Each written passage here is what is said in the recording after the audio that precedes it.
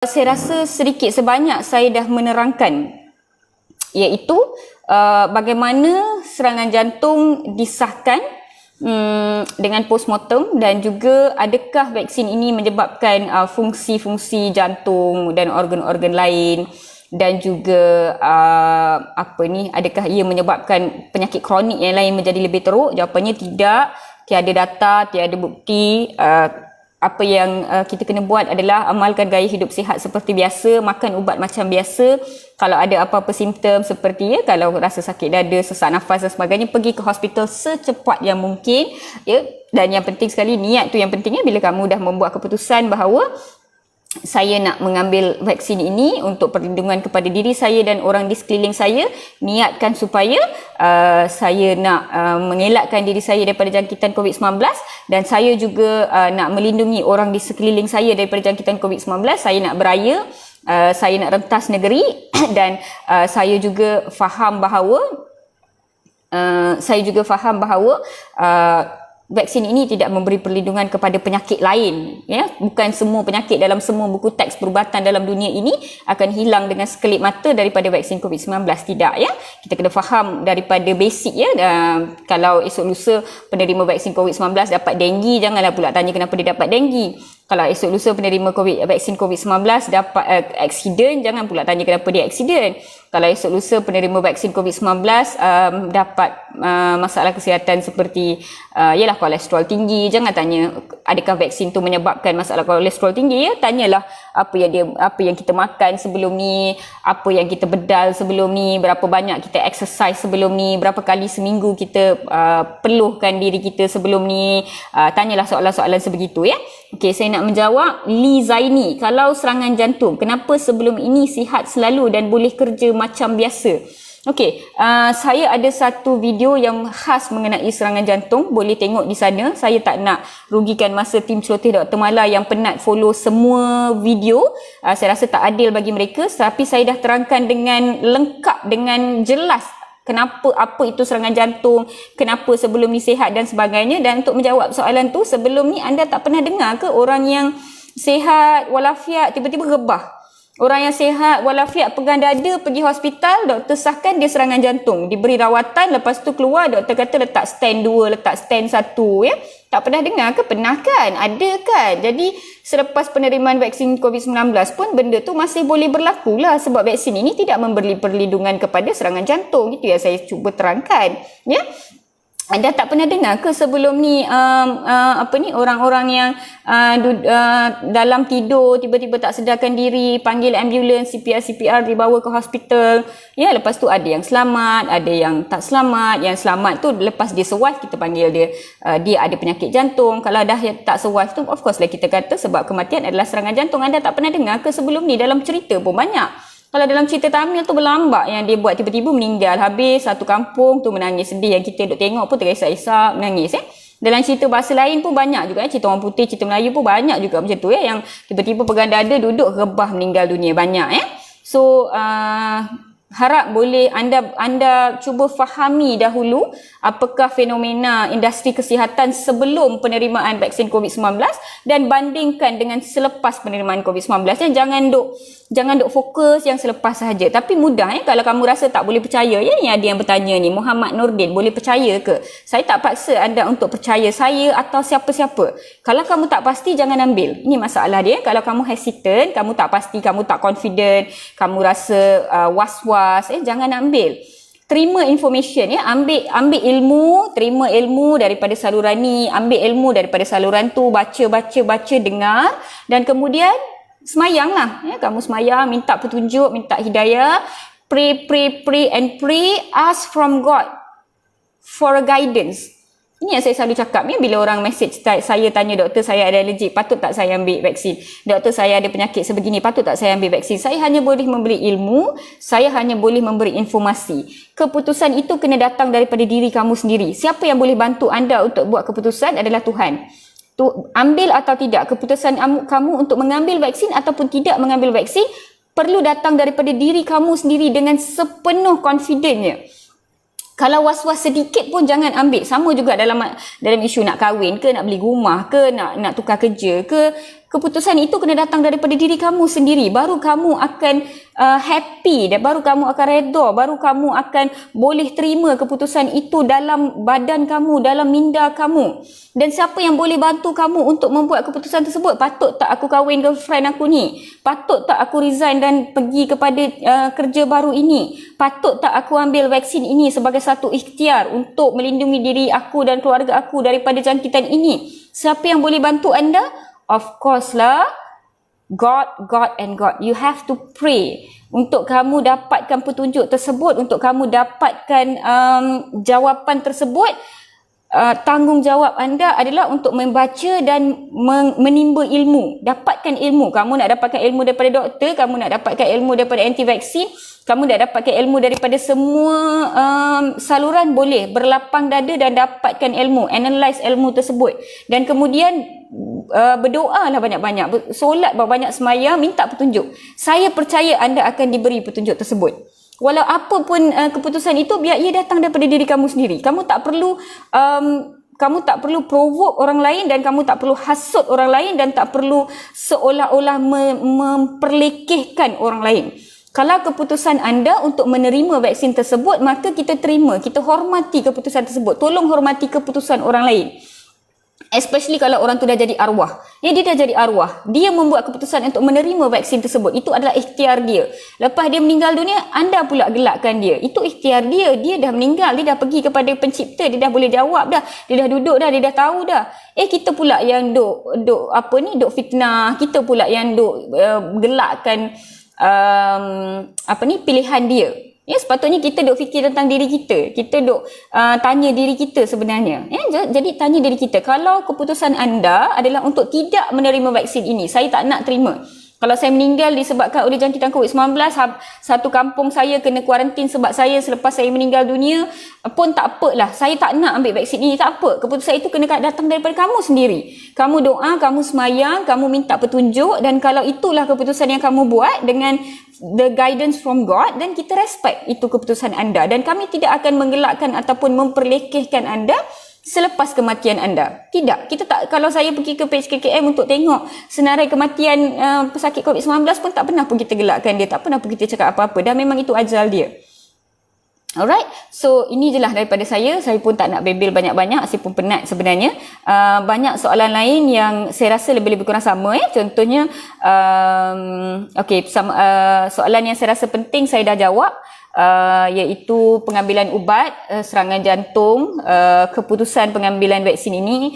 Ada yang bertanya, saya ada alergik, boleh tak saya ambil? Kepada yang ada alergik, tolong update dalam MySejahtera anda tentang status alergik anda, dan apabila pada hari penerimaan vaksin tersebut anda akan di-counselling oleh petugas di pusat penerimaan vaksin, sama ada anda patut atau tidak mengambil vaksin tersebut, ya. Dan pertanyaan sama ada perlu atau tidak membuat medical check up sebelum mengambil vaksin COVID-19, saya memang sangat-sangat menyarankan sebenarnya untuk buat medical check up. Bukan untuk pengambilan COVID-19, vaksin COVID-19 sahaja, untuk apa-apa sebab pun tolonglah buat medical check up at least sekali dalam 3 tahun. Ini termasuk kepada semua rakan-rakan saya di luar sana, doktor, staff nurse, MA, PPK, ambulance driver, ya. Kamu kerja dekat hospital, kita tak kebal daripada penyakit, so tolong buat medical check up at least 3 tahun sekali. Ataupun kalau kamu dah 40 tahun dan ke atas tapi tak pernah buat medical check up sebelum ini, tolonglah buat dengan segera. Bila buat medical check up, buat semua screening, iaitu ujian darah, jantung, paru-paru, ultrasound kalau boleh, untuk tengok ada apa-apa fibroid ke, batu di pundi hempedu dan sebagainya. Dan juga sebaik-baiknya saya biasa sarankan kepada wanita untuk membuat pemeriksaan payudara dan juga pap smear. Ini adalah antara saringan kesihatan yang sangat-sangat penting, sama ada berkaitan dengan vaksin COVID-19 ataupun tidak. Alright, so saya rasa itu saja daripada saya hari ini. Kami bukan haters doktor, kami cuma tak yakin dengan vaksin COVID-19. Maira Kila, tak yakin tak apa sis, jangan ambil. Ya, saya memang tak nak pun. Let's doctors memang, doctors memang tak ambil, thank you. Dan boleh just pray without vaccine. Okay, kalau keputusan kamu untuk tak nak ambil vaksin is okay. Saya tak suruh, saya tak paksa siapa-siapa ambil pun, ya. Jangan hasut, jangan putar belitkan apa-apa berita. Okay, tak nak ambil tak apa. Okay, so Okey, saya cuma nak jawab satu dua soalan sebab sebenarnya saya cuba nak tengok dekat komputer. Saya dah bawa turun laptop dah, tapi laptop ni jaki betul lah dengan saya. Dia boleh pula hang. Korang tahu tak jaki tu apa? Jaki tu dengki. Kalau ikut orang Pahang kan, jaki tu kita sebut dengki tu tak betul sis. Dia memang ada penyakit kronik. Arwah cikgu apa ni, cikgu sekolah dah hilang dah, apa benda tu dia sembang something tu Terbaik Dr. Mala, saya kagum punya briefing tentang vaksin. Terima kasih. Doktor, kalau yang dah berusia dan berumur 40 ke atas, kalau tak berani nak ambil vaksin, tak apakah? Saya dah bagi dah semua jawapan dalam sesi ni. Saya tak nak jawab balik. Kamu dengar balik daripada awal sampai habis. Apa ni? Okey, soalan daripada Asriana Irene. Doktor nak tanya, kalau pernah menghidap sawan, pernah ambil ubat tapi setahun diberhentikan rawatan dan ambil ubat, tak ada masalah ke pengambilan vaksin? Okey, saya nak jawab soalan ni kepada semua di luar sana. Ada yang tanya, doktor saya ada penyakit XYZ tapi dah 3 tahun saya tak makan ubat untuk penyakit tersebut dan saya dah tak jumpa doktor pun dah 3 tahun juga. Boleh tak saya ambil vaksin ni? Inilah masalah yang timbul. Saya rasa tolong stabilkan penyakit kronik anda dahulu. Tolong settlekan kalau kamu ada apa-apa masalah kesihatan yang lain, kecil manis, darah tinggi, kolesterol, penyakit autoimun, sawan, apa-apa yang lain. Kalau kamu dah berhenti makan ubat sebelum ni, dah tak jumpa doktor lama dah, tolonglah pergi cari balik doktor tu. Tolong rawat underlying illness kamu dahulu sebelum pengambilan vaksin ni. Of course lah, pengambilan vaksin ni kamu nak lindungi diri kamu daripada jangkitan COVID-19, tetapi kamu juga kena lindungi diri kamu daripada penyakit lain, iaitu apa yang kita panggil penyakit kronik lah, non-communicable diseases Jadi kalau dah penyakit underlying tu tak kontrol, lepas tu tiba-tiba hampir ambil vaksin COVID-19, bila berlaku komplikasi, dah pula kamu nak menyalahkan vaksin. Doktor kata sebenarnya masalahnya penyakit kronik kamu tak boleh terima, faham tak? Dia jadi konflik dekat situ. Ada orang tanya kat saya, doktor, jiran saya ambil ketum, patut tak dia ambil vaksin? Saya kata tolonglah jangan ambil vaksin. Satgi kan hampa dapat risiko daripada komplikasi daripada pengambilan ketum tu, hampa duk fitnah vaksin ni juga. Padahal komplikasi tu daripada ketum. Jadi kalau betul lah nak ambil ketum, ambil lah ketum tu. Tak usah ambil vaksin, menyusahkan orang sebenarnya. Lagi menambah kekeliruan yang memang dah keliru dalam masyarakat kita ni sebenarnya. Jadi as simple as that. So, Myra Kila, saya rasa kamu jangan spread hatred lah dekat saya punya wall Kalau Myra Kila tak nak ambil vaksin, it's okay.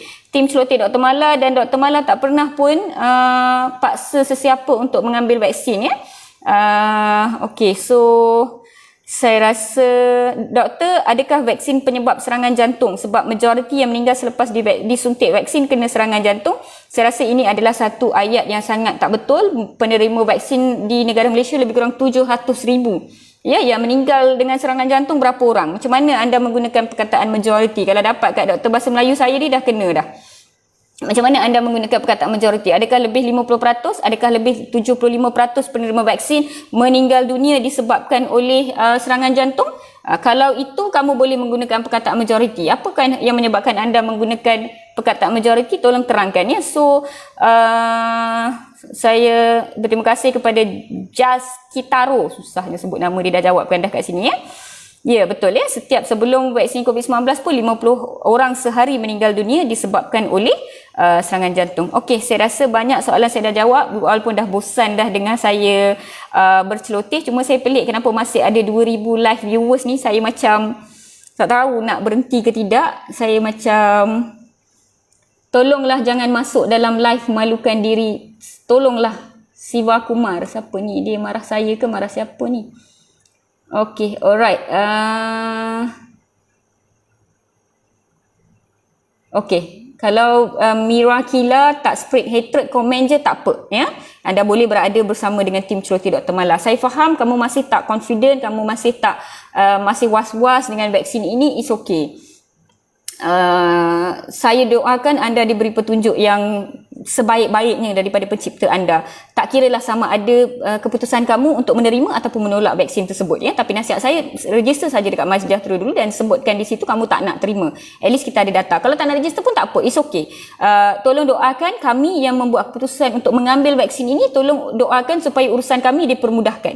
Alright, itu sahaja yang saya boleh bagi tahu sebab saya tak suka memaksa, saya tak suka dipaksa dan saya tak suka label-label orang. Alright? Okay, so Adib Asad, jiran saya minggu lepas meninggal dunia, tak ambil vaksin pun. Ya, betul ya. Memang banyak. Siva Kumar, malu cik. Okay, Maira Kila ni I tak nak komen dah.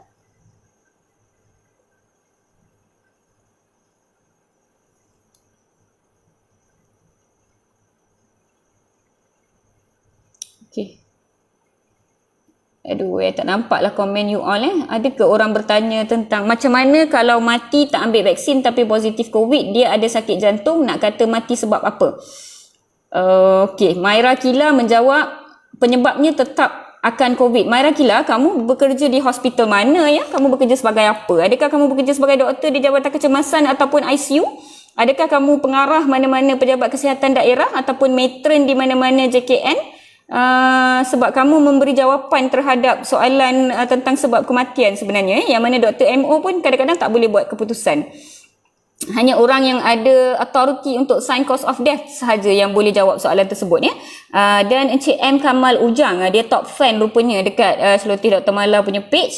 Dia dah tolong jawab ya, betul. Saya dah ada buat satu video mengexplainkan tentang perkara ini ya, menerangkan tentang perkara ini, bagaimanakah kematian COVID, bukan video, saya ada buat post ya, bagaimana sebab kematian ditentukan ya seseorang itu. Dan kalau kamu nak faham dengan lebih lanjut, sebenarnya kamu boleh singgah ke profil Dr. Nur Iliani Bujang. Beliau adalah seorang pakar bius dia pakar anesthetis di sebuah hospital kerajaan. Dia memang handle kes COVID-19 dan kematian dan sebagainya, memang dia handle so banyak saya belajar daripada dia sebenarnya. Jadi kematian COVID-19, kematian bila positif COVID-19. Semua yang positif COVID-19 memang jenazah akan diuruskan mengikut protokol COVID-19. Tetapi tak semestinya kematian dia diklasifikasikan sebagai COVID-19 pneumonia ataupun COVID-19 complication. No. Ya? Kalau dia accident dan dia positif COVID-19, jenazah diuruskan mengikut protokol COVID-19, tetapi sebab kematian adalah accident. Kalau dia serangan jantung, memang simptom serangan jantung, memang ECG serangan jantung, ujian darah serangan jantung, paru-paru tak ada pneumonia, tak ada demam, tak ada simptom of COVID-19 tahap kritikal 4 ataupun 5. Tetapi swab positif COVID-19, jenazah akan diuruskan mengikut protokol COVID-19, tetapi sebab kematian yang ditulis di dalam death certificate itu adalah serangan jantung. Ya, kalau kamu pergi ke status Dr. Iliani dan status saya yang saya tulis tentang perkara ini, ramai ahli keluarga yang komen, ya betul. Ahli keluarga saya pun macam tu, Tok Wan saya pun macam tu, mak saya pun macam tu. Ya, bila ada ahli keluarga yang kena, baru dia tahu sebenarnya, doktor minum air dulu, betul lah, lupa nak ambil air tadi. Okey. So, saya bagi lagi satu contoh. Seseorang itu adalah pesakit dialisis. Dia buat pencucian darah 3 kali seminggu. Dia ada, dan tiba-tiba dia tak sedarkan diri, dia pengsan or whatever lah ya, dia mengalami komplikasi buah pinggang, menyebabkan air bertakung banyak di dalam badan dan whatsoever lah ya, dan rebah, tak dapat diselamatkan, disahkan meninggal dunia. Swab untuk COVID-19 positif, jenazah akan diuruskan mengikut protokol COVID-19, tetapi sebab kematian tak semestinya COVID-19.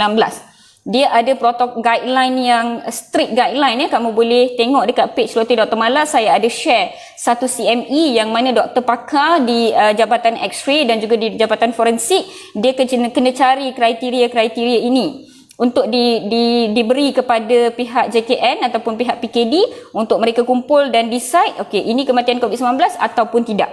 Kadang-kadang merumuskan sebab kematian itu memakan masa hampir 1 hingga 2 minggu, bukan on the spot, tetapi jenazah akan diuruskan mengikut protokol COVID-19 sebab risiko penularan jangkitan tersebut. Faham ya? Jadi jangan pandai-pandai cakap untuk classify sebagai kematian COVID-19 ataupun tidak. Medical officer macam saya pun sebenarnya kami tak ada begitu banyak authority, kami tak ada kuasa yang begitu tinggi. Kita kena discuss dengan pakar, kita kena discuss dengan pejabat kesihatan daerah, kita kena discuss dengan infectious disease specialist dan sebagainya. Dari sana kami akan diberikan guidance and what not. Daripada situ baru kita boleh buat kita punya management. Bukan senang-senang sahaja ya. Bila kematian ini dikira worldwide, bukan suka-suka hati doktor kat sana anti vaksin dekat selatan tanah air, lepas tu ada pokcik dekat utara tu suka hati dia je bagi sebab kematian. No, tak boleh. It has to be dia ada strict guidelines sebenarnya ya. Alright, Siva Kumar, cik jangan lupa saya. Thank you atas penerangan doktor. Welcome. Kan senang apabila kita share dengan love, dengan kindness. Tak perlu nak marah-marah, tak perlu nak apa ni? Okey, yalah saya pun nak undur diri sebab kering tekak. Okey, kepada 2,000 live viewers yang bersama dengan sesi saya malam ini, saya minta maaf banyak-banyak sebab banyak tersasul kata. Saya mengantuk sebenarnya, saya penat sebenarnya sebab habis 4 malam saya belum rehat lagi. Terima kasih banyak-banyak siapa yang masih bersama dengan saya sehingga ke hujung. Tak kiralah kamu tengok ketika live bersama dengan saya ataupun kamu tengok siaran tertunda, tolong bagi saya satu emoji love supaya saya boleh kira nanti berapa ramai yang tengok sampai hujung. Saya ucapkan terima kasih kepada semua yang sudi bersama dengan saya dalam sesi perkongsian ilmu malam ini. Semoga manfaat ini sampai kepada ahli keluarga kita dan semoga kita semua kekal harmoni sebagai rakyat Malaysia yang sayang antara satu sama lain, tak kiralah apa pilihan kita. Anda nak vaksin, anda tak nak vaksin, anda masih tengah berfikir, anda lebih risaukan penyakit-penyakit lain, anda ada urusan lain, anda tengah mengandung sekarang, anda tengah menyusu dan masih belum bersedia, anda mengandung dan nak menerima vaksin tersebut dan anda nak terima vaksin tapi turn belum sampai lagi, whatever it is. Kita hormat satu sama lain, kita sayangi satu sama lain, kita doakan supaya semua urusan kita dipermudahkan. Dan niat saya dalam mengambil vaksin COVID-19 ini adalah supaya saya boleh melindungi warga emas di sekeliling saya. Saya punya ibu bapa yang berumur, saya punya keluarga mertua, ayah mertua, mak mertua yang dah berumur. Saya berharap dengan ikhtiar saya berupa vaksin ini, saya mampu melindungi mereka dan saya berdoa kepada Tuhan supaya umur mereka dipanjangkan, supaya mereka boleh lihat banyak lagi momen happy dalam kehidupan saya, anak-anak saya dan sebagainya. Kadang-kadang mak bapak kita, mak mertua kita memanglah dia sayang kita sedikit sebanyak tetapi cucu-cucu tu yang dia orang lagi sayang sebenarnya. Depa nak tengok cucu masuk sekolah, depa nak tengok cucu dah akhir balik, depa nak tengok cucu dah besar. So diorang nak spend a lot of time dengan cucu. Sebenarnya saya doakan supaya ikhtiar saya ini sebenarnya memberikan manfaat kepada mereka dan juga saya nak beri manfaat kepada pesakit saya, rakan setugas dan sebagainya. Jadi apabila kamu membuat keputusan untuk menerima vaksin ini, saya nasihatkan supaya anda tanamkan niat yang sebetulnya dan kalau boleh announce niat tersebut kepada orang di sekeliling supaya mereka pun faham juga. Alright, saya doakan semua orang happy-happy sahaja. Kita jaga kita, stay safe. Musim hujan sekarang, drive carefully dekat jalan raya. Jangan gunakan telefon semasa memandu. Jangan lupa connect Bluetooth kepada kereta kamu ketika memandu dan amalkan gaya hidup yang sihat. Stay safe, stay healthy. Kita jaga kita. Celoteh Dr. Mala. Thank you, bye. Good night.